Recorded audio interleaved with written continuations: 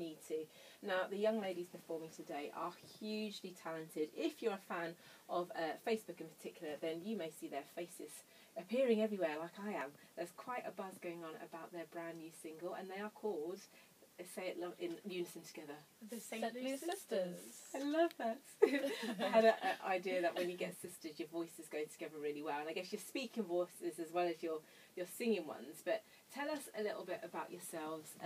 Obviously, you met at home, being sisters. Yeah. When did you first discover that you could sing? Well, okay, do you want to go? When we were really young, so as long as we can remember. Like But when we six, were about 6, 7, that's when we started performing live. How many years between? Just a year between you? A year and a bit. Yeah, Sort of, kind of. a year and a few months. Yeah. Wow. So did you immediately sing together, or was it? Did one of you hear one of you singing and say, "I want to see if I could do that"? The way it happened is my dad sort of grew up with us, like teaching us songs together, and it was like the two of us sort of like with our younger brother as well. So every weekend or after work, he'd come and teach us like songs in Creole because we used to live in Dominica, where my dad is from, and he would teach us like different songs, and we sort of grew up singing together, and then It was quite a family thing. Yeah, That sounds great. Yeah. I love the way you just kind of threw in there. Yeah, we used to live in Dominica. And I was like, why else did you come to this cold country? Not that we can complain at the moment, but when did you come over to the UK? Back in 2003. That's right. So, which do you prefer, or am I not even allowed to ask that?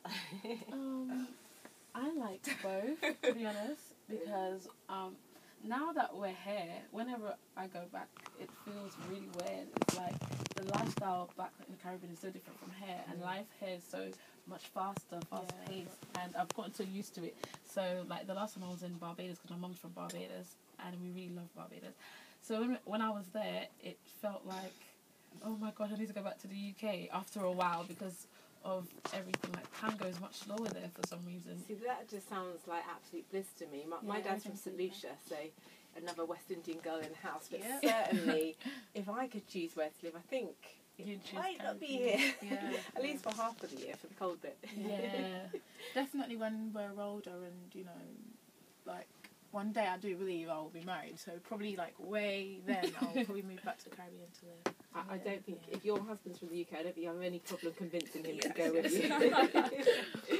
So let's talk a little bit more about your musical journey. So did you guys grow up in a Christian family? When did you come to faith? From babies. Yes. And when did you make that kind of decision for yourself, or was it just something that you always kept with and grew up with? Well, for me personally, when you're brought up in a Christian home, you have that initial knowledge of God, but I think there comes a time when you personally, for your own self, you have to make that decision. So for me, it was my early teens, I would say, that it was not just about going to church because of mum and dad, but it was that I got filled with the Holy Spirit and I started to have a personal relationship with God and fell in love with him.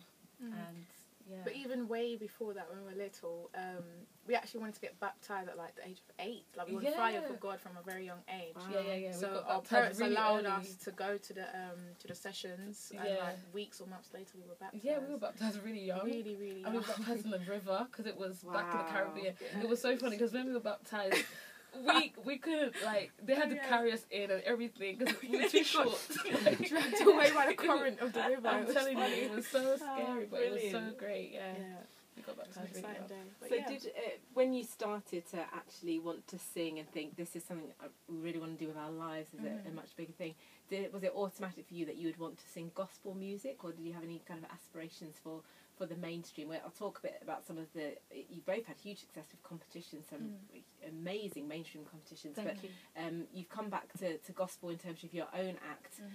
Is that something you always knew you wanted to do? Yeah, I would say we've always wanted to do gospel, but out of the two of us, I was more sort of like intrigued by, like, even I'd say secular music. Like, she she would definitely not want to go there. But I was sort of like, no, I think you could still be a Christian, and just like don't dress like a certain way, and just don't act like them. But you'll just be in that arena, but you still have your faith. We can sometimes discount the mainstream, and let's face it, there's some amazing singers. Are there any mainstream artists who have inspired you? Yeah, like Emily Sande is like she's one of like.